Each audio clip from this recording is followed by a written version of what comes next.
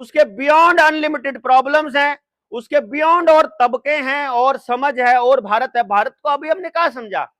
तो अभी हम बैठ करके ये तय करेंगे अगर कि देश की समस्याओं का समाधान ऐसे करेंगे, तो हमसे ज्यादा मूर्ख कोई नहीं, हमसे ज्यादा अहंकारी कोई नहीं।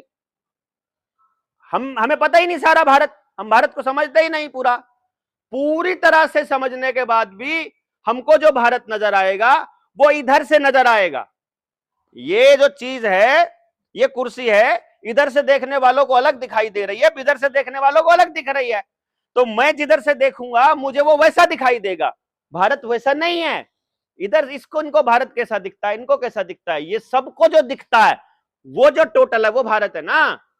तो इसलिए रिप्रेजेंटेशन किसी ग्रुप या किसी व्यक्ति की तरफ से दिया गए, व्यक्तियों ने अगर उसको डिजाइन किया है तो वो जिन्होंने डिजाइन किया है उनकी समझ और जो व्यक्ति उनको अपॉइंट कर रहा है उसकी समझ के हिसाब से चलेगा। गलत है कि सही है? इसका मतलब है कि कुछ लोगों ने यह कह दिया कि हम लोग ही we the people of India हैं और हम लोगों पर वो लाद दिया कि तुमको भी ये संविधान, तुमने भी इसको स्वीकार कर लिया है, जबकि उसमें मेरे दादाजी से पूछा नहीं गया, आपके दादाजी से पूछा नहीं गया, या उनका रिप्रेजेंटेटिव वहां नहीं गया, या उनका कोई रिप्रेजेंटेशन, उनका कोई विचार नहीं गया।